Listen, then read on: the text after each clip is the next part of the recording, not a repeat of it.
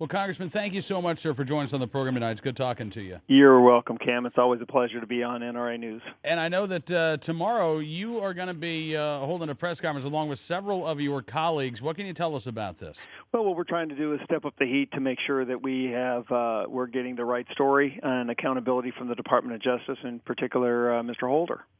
All right, so what exactly are you going to be doing tomorrow then? Well, there's a number of us that have come forward. Not all of us have asked for resignation, but we want accountability from the Attorney General because we're not getting the same story.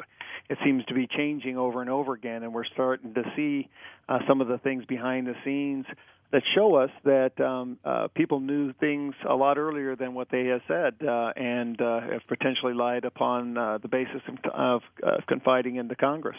What was your reaction after hearing Attorney General Holder's testimony before the Senate Judiciary Committee last week? Do you think he was able to answer any of those questions? I don't think so. In fact, I thought he was insecure, and I thought he just really didn't look like the head Department of Justice person in the way that he testified.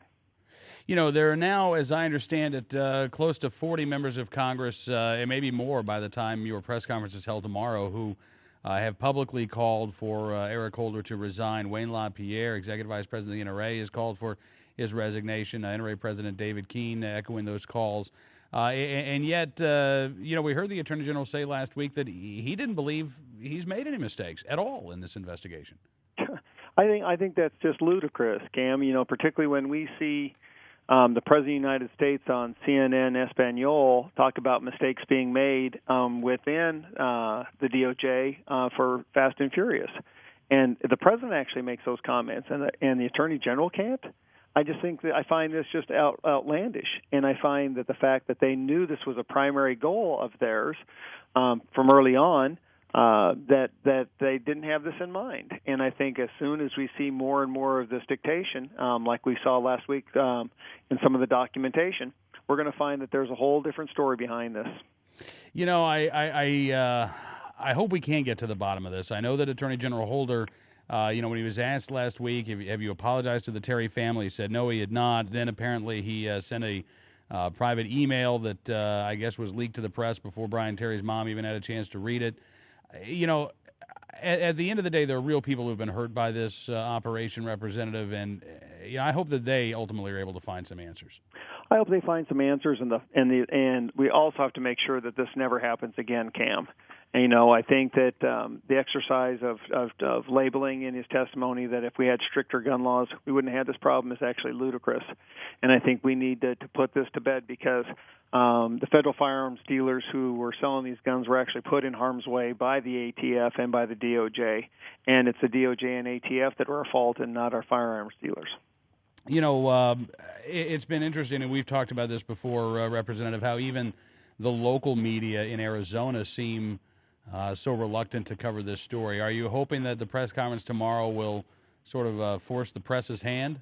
Yes, we are. We're trying to make sure that we get people to keep looking at this. You guys have done a fabulous job, and we appreciate all that because this is a real attempt at inappropriateness of the way our government works on the behalf of the people of this country, and that's wrong. Particularly when we were used as collateral. And what we need to do is make sure that people get to hear this because it doesn't matter if you're a Democrat, Republican, or Independent. When you find out what's going on with this case, they find it just outright egregious. Yeah, what do you make of the Attorney General's assertion that, in fact, what you all are doing, whether it's the House Oversight and Government Reform Committee or the Senate Judiciary Committee, that what you're actually engaging in is some sort of partisan hit job or attack on the administration? It seems that our job as Congress is to have oversight, and once again, we seem to not take any blame whatsoever. I think when he called me out in particular in regards that defaming law enforcement's the people that enforce our laws and law enforcement's name.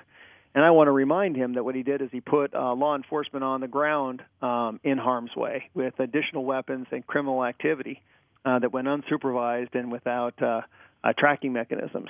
This is holding people accountable for what they do and do they do wrong.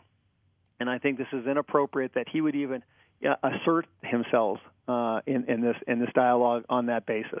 This is something terribly wrong, Cam, and it needs to be held out accountable. Well, Congressman, again, I appreciate you joining us. I know that you'll be joined by several of your colleagues tomorrow, and look forward to sharing some of what you and your colleagues have to say on the program tomorrow night. We will do, Cam. Thank you so very, very much. Thank you, sir. Congressman Paul Gosar joining us from Arizona this evening on Cam and Company.